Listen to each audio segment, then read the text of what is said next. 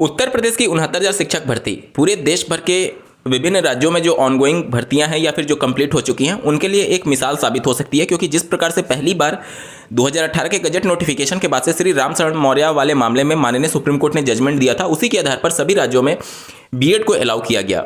अब यहाँ पर आप देख सकते हैं फिर से 69,000 की शिक्षक भर्ती का मामला सुप्रीम कोर्ट में पहुंचा हुआ है। जैसा कि आपको ज्ञात होगा, 11 अगस्त 2023 के जजमेंट के बाद से श्री गुड्डू सिंह जी के द्वारा एक याचिका उत्तर प्रदेश की 69,000 शिक्षक भर्ती में बीएड अभ्यर्थियों को बाहर करते हुए जो सीट खाली होगी क्वालिफाइंग मार्क्स को लोअर डाउन करते हुए शिक्षा मित्र और बीटीसी से पदों को भरे जाने के लिए यहाँ पर प्रेयर किया गया था। इस मामले में 2 हियरिंग हो चुकी है। पहली हियरिंग में आपको ज्ञात होगा कि ऑनरेबल सुप्रीम कोर्ट ने इस नए एसएलपी को एक्सेप्ट करने से मना किया था और उन्होंने ये कहा था कि ये 2020 का जजमेंट है सुप्रीम कोर्ट का और उसके रिव्यू के तौर पर आपको आना चाहिए। हालांकि वहां पर पिटिशनर के जो एडवोकेट थे उन्होंने ये अवगत कराया कि जो इनके सीनियर एडवोकेट हैं श्री कपिल सिब्बल जी, वो अवेलेबल नहीं है, इस वजह से नेक्स्ट हियरिंग में उनको भी सुनने का पिटिशनर्स को मौका दिया जाए, मतलब कि पिटिशनर्स के वकील को सुनना जाए, ये उन्होंने प्रेयर किया था। जिस पर ऑनरेबल सुप्रीम कोर्ट ने जो केस है उसको फिर से एक बार लिस्ट किया था और लास्ट हियरिंग में श्री कपिल सिब्बल जी ने इस मामले की पैरवी की पिटिशनर्स की तरफ से, जिसमें उन्होंने ऑनरेबल सुप्रीम कोर्ट को ये बताया कि जो श्री राम शरण मौर्य वाला केस था उसमें बीएड अभ्यर्थियों की एलिजिबिलिटी तय ही नहीं थी। वहीं जो रिस्पोंडेंट थे जिसमें बीएड भी थे और स्टेट भी थी, उन्होंने ये अवगत कराया कि वहाँ पर सुप्रीम कोर्ट में राम शरण मौर्य वाले केस में जो बीएड की एलिजिबिलिटी है वो भी डिसाइड की गई थी। अब यहाँ पर ऑनरेबल सुप्रीम कोर्ट ने ये कहा कि आप इस मुद्दे पर आपस में ना लड़ें, हम खुद तय करेंगे कि क्या उसमें बीएड की एलिजिबिलिटी माननीय सुप्रीम कोर्ट से तय की गई अथवा नहीं की गई। तो वहां पर उन्होंने ये बताया श्री कपिल सिब्बल जी ने कि ये जो मामला था वो सिर्फ क्वालिफाइंग मामले से जुड़ा हुआ था, बीएड की एलिजिबिलिटी से नहीं जुड़ा हुआ था। तो ऑनरेबल सुप्रीम कोर्ट ने कहा कि हम खुद तय करेंगे। उसके बाद से इस मामले को फिर से 22 तारीख को लिस्ट किया गया, लेकिन अब अगर आप ऑफिशियल वेबसाइट पर देखेंगे तो इस मामले को 22 तारीख से हटा करके 23 तारीख कर दिया गया है। लेकिन एक महत्वपूर्ण बदलाव किया गया है। महत्वपूर्ण बदलाव क्या है कि ये जो केस है वो किसी बेंच में लिस्ट नहीं हुआ है बल्कि रजिस्ट्रार के पास लिस्ट हुआ है। अब इसका मतलब क्या हुआ, डिटेल में बात करेंगे और इस भर्ती का आगे क्या भविष्य हो सकता है, अंत तक जरूर जुड़े रहिएगा। नमस्कार दोस्तों, मेरा नाम है नीरज, आप देख रहे हैं कैरियर बिट यूट्यूब चैनल। अगर आप इस चैनल पर पहली बार विजिट कर रहे हैं तो इसको सब्सक्राइब करते हुए बेल आइकन को प्रेस करना ना भूलें। जब भी कोई केस कोर्ट में जाता है, सुप्रीम कोर्ट में, तो वहां पर आप देखेंगे कि सबसे पहले जो केस होता है उसको देखा जाता है कि क्या इसमें कोई डिफेक्ट है या नहीं है। अगर डिफेक्ट है तो वो ऑफिशियल वेबसाइट पर शो होने लगता है और कुछ समय दे दिया जाता है पिटिशनर की तरफ से, रिस्पोंडेंट की तरफ से, कि अपना जो भी डिफेक्ट है इसमें उसको दूर कर लिया जाए। यहां पर जब डिफेक्ट दूर हो जाता है उसके बाद से जो रजिस्ट्रार होते हैं उनका ही ये जिम्मेदारी होता है कि किस बेंच में इसको लिस्ट किया जाए। अगर किसी पहले के फैसले को चैलेंज किया गया है और ऑनरेबल सुप्रीम कोर्ट ने ऑलरेडी उस पर कुछ चर्चा करते हुए कोई जजमेंट दिया हुआ है तो उन्हीं के बेंच में ये केस लिस्ट किया जाता है। ये सब कुछ डिसाइड होता है रजिस्ट्रार के माध्यम से। अब यहाँ पर अगर आपको ज्ञात हो तो सितंबर 2023 में रजिस्ट्रार के द्वारा ही जो श्री अर्नब घोष जी की याचिका थी, रिव्यू पिटिशन था, मॉडिफिकेशन क्लैरिफिकेशन एप्लीकेशन कर लीजिए, उसको उन्होंने खारिज कर दिया था। मतलब कि बिना सुने, बिना बेंच में लिस्ट किए हुए ही रजिस्ट्रार लेवल पर मामला खारिज हो गया, क्योंकि रजिस्ट्रार पहले ये फिल्टर आउट करते हैं कि क्या ये मामला सुने जाने के लिए है अथवा नहीं है। तो यहां पर 69,000 की शिक्षक भर्ती का मामला अगर आप देखेंगे तो ऑनरेबल सुप्रीम कोर्ट शुरुआत से ही इस मामले को एज ए फ्रेश एसएलपी के तौर पर सुनने से मना कर रही थी। अगर आप फर्स्ट हियरिंग वाला देखेंगे, वहां पर पिटिशनर की तरफ से जो एडवोकेट थे उन्होंने जब रिक्वेस्ट किया कि एटलीस्ट हमारे जो सीनियर एडवोकेट हैं श्री कपिल सिब्बल जी, उनको सुन लीजिए, उनको सुनने के लिए एक हियरिंग का डेट दिया गया था। अब यहां पर सुप्रीम कोर्ट खुद ये तय कर रही है कि ये मामले को रजिस्ट्रार लेवल पर लिस्ट किया जाए। इसका मतलब ये हो गया कि अभी देखिए, जैसे जितने भी रिस्पोंडेंट हैं इसमें उनको नोटिस इशू किया गया है सुप्रीम कोर्ट के माध्यम से। अब जब वो अपना नोटिस सर्व करेंगे तो वो रजिस्ट्रार को सर्व करेंगे, उसके बाद से ये सभी नोटिस लिखित फॉर्म में होगा। उसके बाद से रजिस्ट्रार ये तय करेंगे कि क्या ये मामला सुने जाने के लिए है अथवा नहीं है।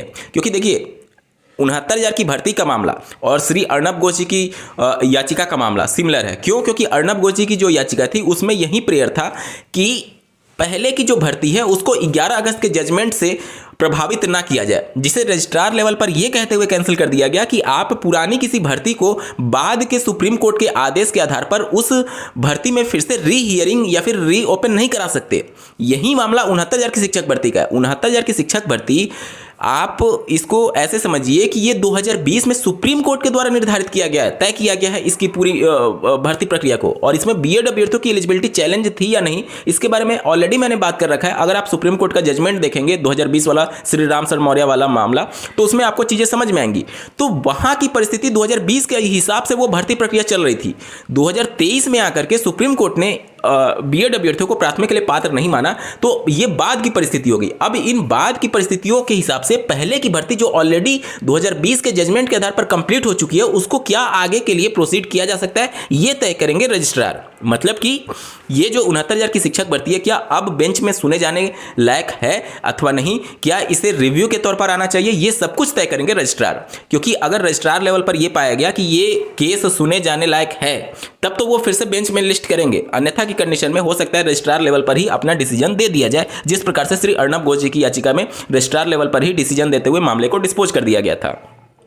तो 69,000 की जो शिक्षक भर्ती का भविष्य है वो देखिए, इसमें अन्य मामले जो टैग हैं, जैसे कि आप देख लीजिए जो लखनऊ वाला मामला है 14,548 वाला, वो मामला सब्जेक्ट टू आउटकम नहीं था। यहाँ पर सुप्रीम कोर्ट का जो जजमेंट है 11 अगस्त वाला, उसमें 881 वाला मामला जो यूपी से जुड़ा हुआ था, उसको लेकर के अभ्यर्थी ये कह रहे हैं कि 69 जैसे बीएड अभ्यर्थी वो बाहर हो जाएंगे।